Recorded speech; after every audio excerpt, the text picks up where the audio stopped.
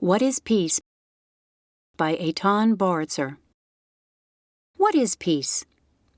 Is peace something outside of us, or is peace something inside of us?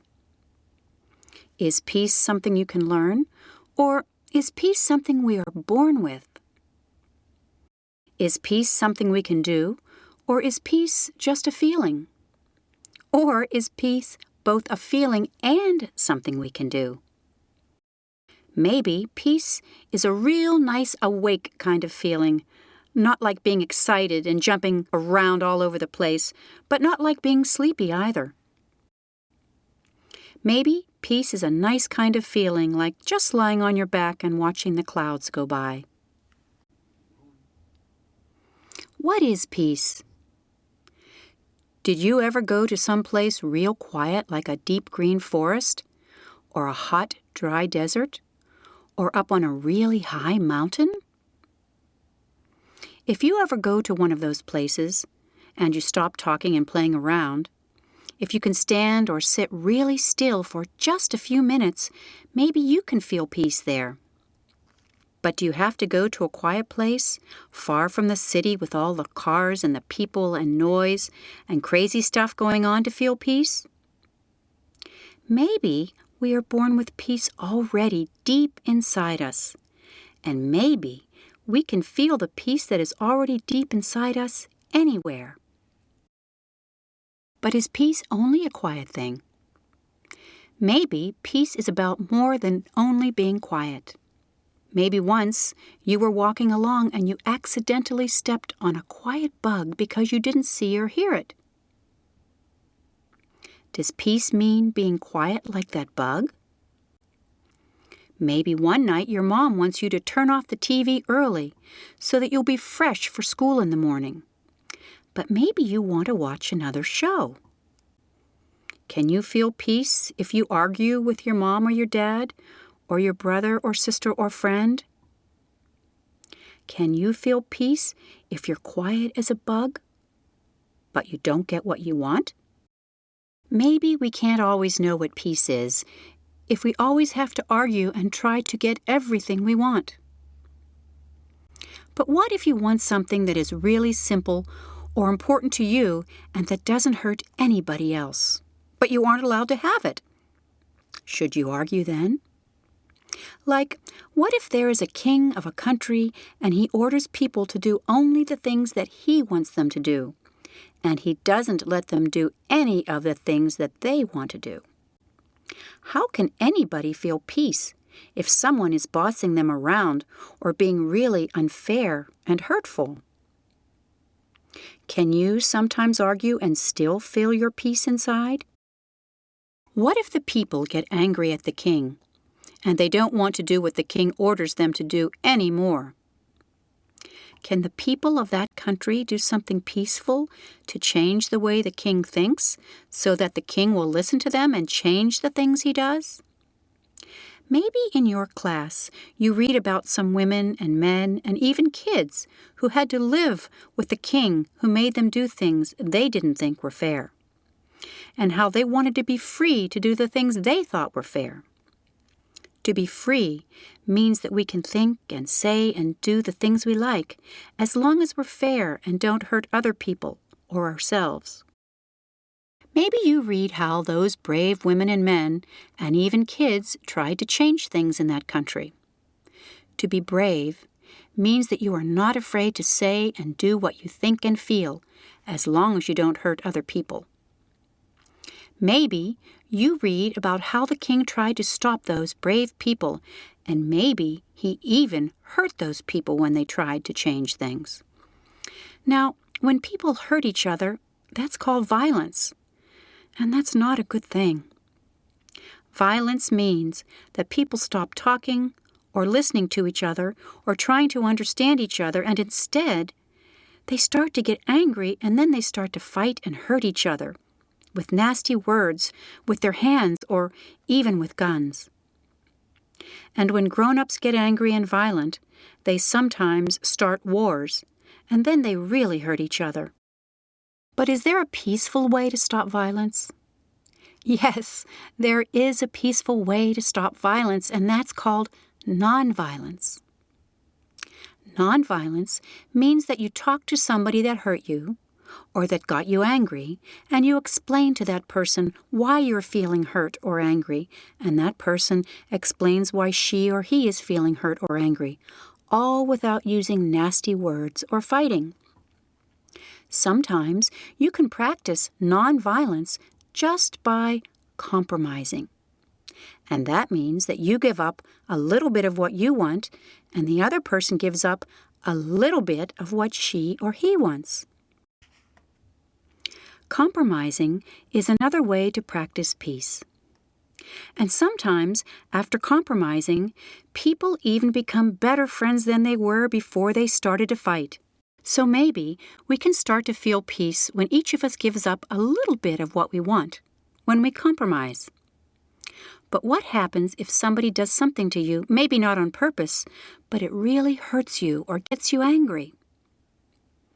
What if one day at school, your friend stomps real hard on your foot by accident or kind of like it's a joke? Ouch! That can make you feel really angry, so that you really want to stomp back hard on your friend's foot. How can you compromise or practice nonviolence on that one? Maybe instead of getting angry at your friend and losing your peace, you can take a really deep breath and you can look real deep into your friend's eyeballs and you can try to understand why he hurt you. Hey, nobody says it's easy to be nonviolent. Nobody says it's easy not to get angry when someone does something hurtful to you, even if it's not on purpose. Nobody says it's easy to keep your peace. But maybe you can tell your friend that your foot hurts, and so do your feelings. And maybe you can ask your friend why he did that hurtful thing to you. Sometimes a person hurts somebody or hurts himself or herself if somebody is hurting them. Maybe after you talk with your friend, you find out that somebody is hurting him, and that's why he wants to hurt other people. Maybe you find out that your friend really needs some help. Now, if you can help other people to find their peace, that will make you a peacemaker. Saying peaceful things to other people, doing peaceful things for other people, even thinking peaceful thoughts about other people will make you a peacemaker. And being a peacemaker will even make you feel more peace inside, too. Remembering peace is hard to do, even if we are born with peace inside us, because there's always stuff, both inside and outside of us, that makes it easy to forget our peace. But that just means that maybe we all have to try a little harder to remember to talk to each other and to understand each other instead of fighting each other until one day we can all become peacemakers. We said that we can lose our peace when we don't get what we want. But how can we ever stop wanting what we want? Sometimes we get confused about the difference between stuff that we want and stuff that we need. For instance, we need food and clothes and a safe house to live in, right? We need medicine if we're sick, right? Maybe we need a car to get to school and for your mom and dad to get to work. Maybe we even need a few games and some fun stuff to do sometimes, right? But suppose one day you also want some cool new sneakers. So maybe you do some work and you earn enough money to buy those cool new sneakers you want. But then later, maybe you see that your friend has got some even cooler sneakers that you have. All of a sudden, you decide that you really want your friend's sneakers too. Look out then. You know you don't really need your friend's sneakers, and anyway, why do you even want that person's smelly sneakers? Can you see how crazy things can get? If you want stuff so bad for no good reason, and you can't get what you want, can you see how you can lose your peace? But lots of people will do anything, like running around busy all day and night, like not looking where they're going and bumping into stuff, like getting headaches and getting angry, and maybe even getting violent, just to get what they think they really want. So maybe part of knowing what peace is knowing the difference between what we want and what we need, or even just being happy with what we have. Maybe we lose our peace when we become afraid. Maybe you become afraid because you see a scary movie, or maybe you think there are some kind of little blue bug things in your bed near your feet. Maybe you become afraid because your friends dare you to do stuff you don't want to do. Or maybe somebody is touching you where he shouldn't touch you or hurting you. Maybe you become afraid because your dad and mom are fighting, or you think you may lose your home.